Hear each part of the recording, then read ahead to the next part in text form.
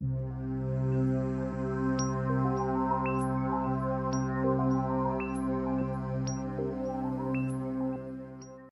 kanalıma hoş geldiniz. Bugün sizlere birkaç farklı simge ekleyerek özelleştirilmiş sütun grafiğini nasıl yapabileceğinizi öğretmeye çalışacağım. Hazırlamış olduğum birinci örnek çalışmada bir firmanın son 4 yıllık verilerinin karşılaştırmasını yaparken diğer örnek çalışmamda bir yılın aylık üretim değerlerini farklı simgeler kullanarak görselleştirmeye çalıştım. Şimdi nasıl çalıştığına bir bakalım. Bunun için ilk sayfama geliyorum ve burada formüllere girip şimdi hesapla diyorum. Bu grafiğimde farklı simgeler kullanarak yaptığım çalışmalar da mevcut. Onları da şurada göstereyim. Bunları da çalıştıralım.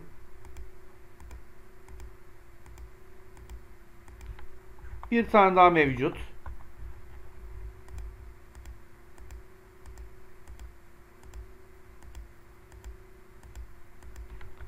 Burada başka yok. Sayfa 2'ye geçiyorum. Burayı inceliyoruz. Burada da farklı görseller mevcut.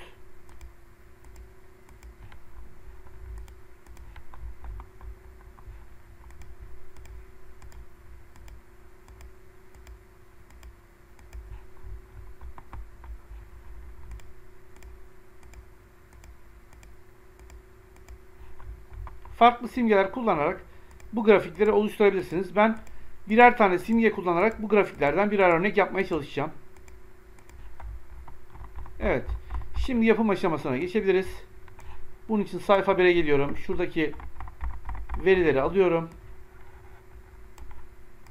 Kopyalayıp sayfa 2'de şu alana özel yapıştır değerleri, özel yapıştır biçimleri diyorum.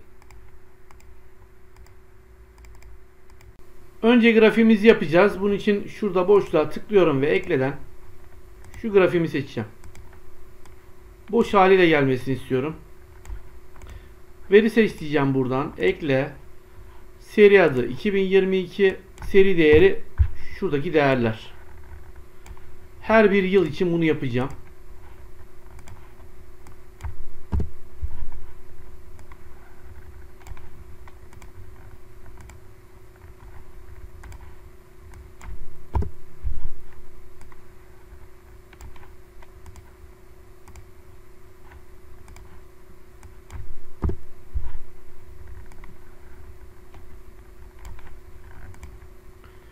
Şimdi şuradaki değerleri, birden 25'e kadar olan değerleri şurayla değiştireceğim. Bunun için de şuraya tıklıyorum ve şunları seçiyorum.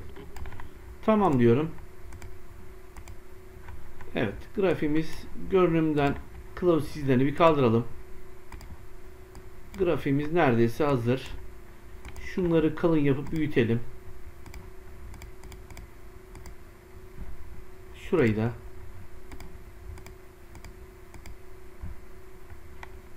Şimdilik böyle kalsın. Şimdi simgeleri ekleyelim.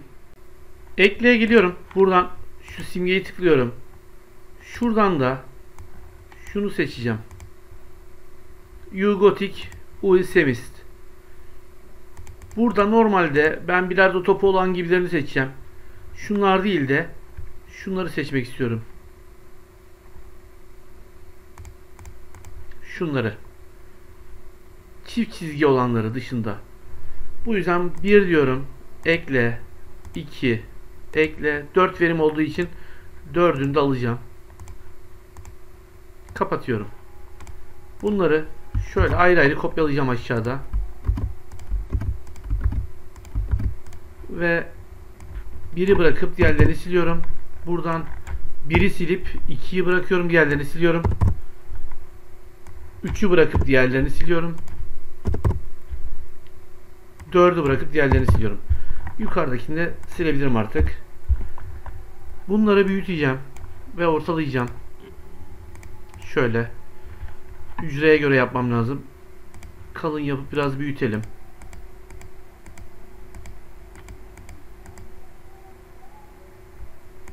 (26, 24). 24 iyidir. Bunlara renk vereceğim. Buna kırmızı. Buna sarı. Şuna açık mavi. Buna da yeşil diyelim. Burayı Ctrl C ile kopyalıyorum. Grafiğimde şu alana geliyorum. Mavi alana. Veri serisini biçimlendir. Buradan dolgu, resim veya doku dolgusu, panoyu seçiyorum. Şunla yığınla ve ölçekle diyorum. Ancak ölçeğini 1 değil 0,2 diyorum. Hatta biraz daha şöyle yapabiliriz. 15 diyelim. 25 diyelim. Buradan ölçerek sığacak şekilde. Evet, 0,2 daha iyi duruyor. Aynı işlemleri diğerleri için de yapacağız. Bunu kopyalıyorum. Şuradaki turuncu alan, aynı işlemler geçerli.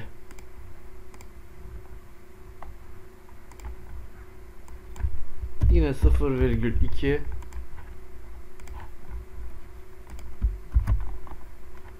Gri alan.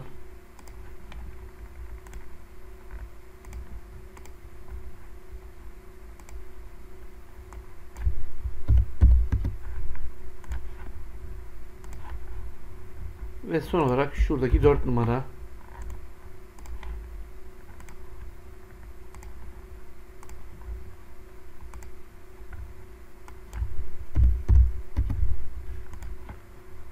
Evet, grafiğimiz neredeyse hazır. Şöyle yapalım.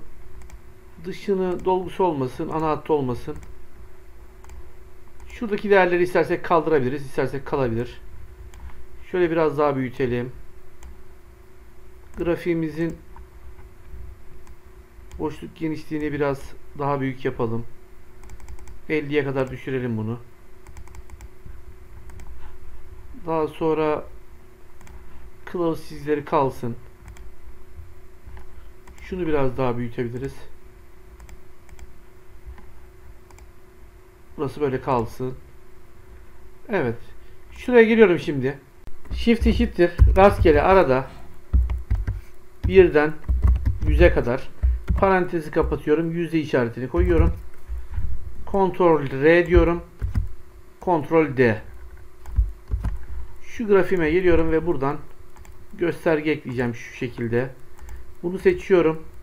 Göstergeyi biçimlendir üste diyorum. Bunu kalın yapıp büyütüyorum.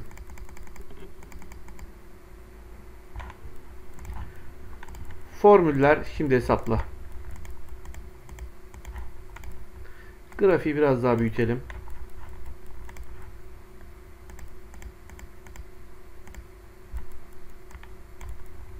...14 yapalım. Şunu da 34'e kadar çekebiliriz.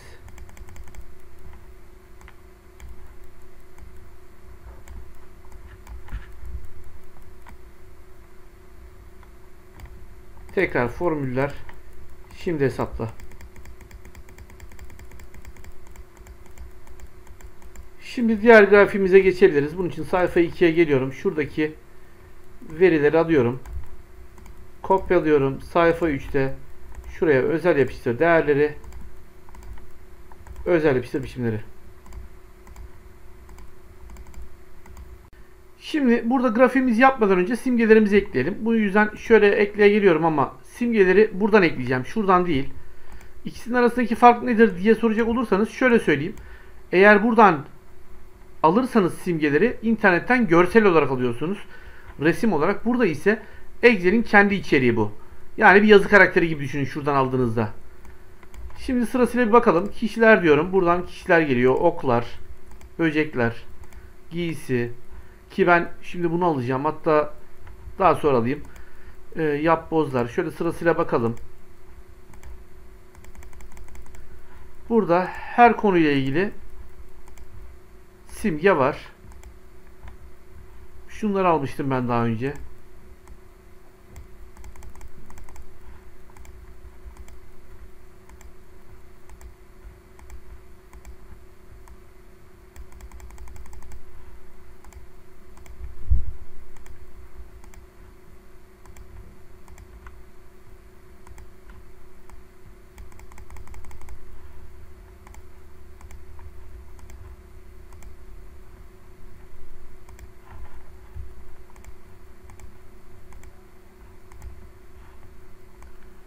Tekrar başa dönüyorum.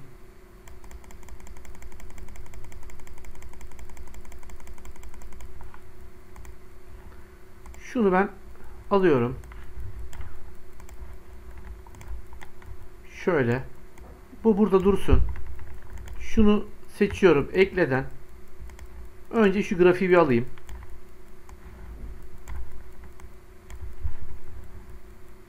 Bunu biraz şekillendirelim.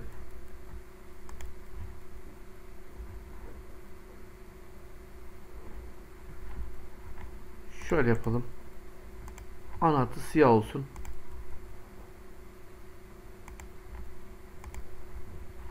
Görsel de siyah olsun. Veri serisini biçimlendir diyorum. Şöyle biraz geniş yapalım. 50'ye kadar gelsin. Grafimiz şimdilik şöyle dursun. Şunları da kalın yapıp büyütelim.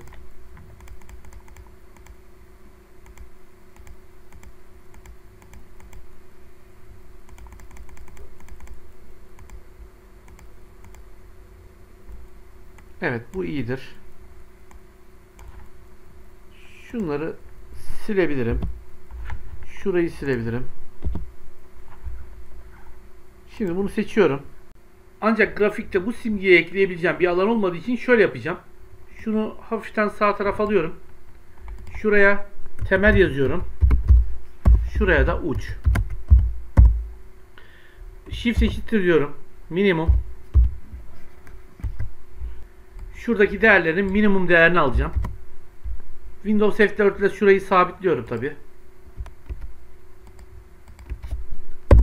Ve bölü 2 diyorum. Tabi burası küsuratlı oldu. Yukarı yuvarlayacağım aynı zamanda.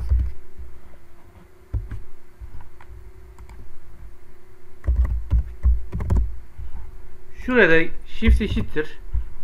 Şurası eksi. Şurası diyorum. Ve bunları aşağı çektiriyorum.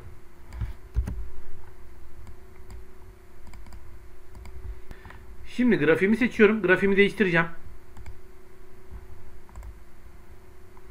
Seri grafik türünü değiştir diyorum. Buradan sütun grafikten şunu seçeceğim. Tamam diyorum. Şuradaki mavi alanı bu tarafa çektiriyorum ve şu kenarını şöyle genişletiyorum. Şuraya bir alan açıyorum. Bunu seçiyorum. Ctrl C diyorum. Ve buraya gelip Ctrl V diyorum. Şu grafiğimi seçip dolgusunu siyah yapacağım. Ana hattını siyah yapacağım. Şu iki sütunu seçiyorum. Bunları beyaz yapıyorum. Şuraya geliyorum. Shift eşittir. Rastgele arada 1'den 100'e kadar ve aşağı kadar şurayı çektiriyorum. Formüller şimdi hesapla.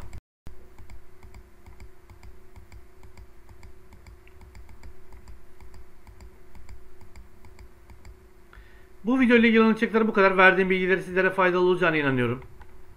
Kanalıma abone olup bildirimleri açmanız halinde bundan sonrasında yayınlayacağım faydalı paylaşımlardan haberdar olabilirsiniz. Beni takip edip çalışmalarımı izlediğiniz için teşekkürler.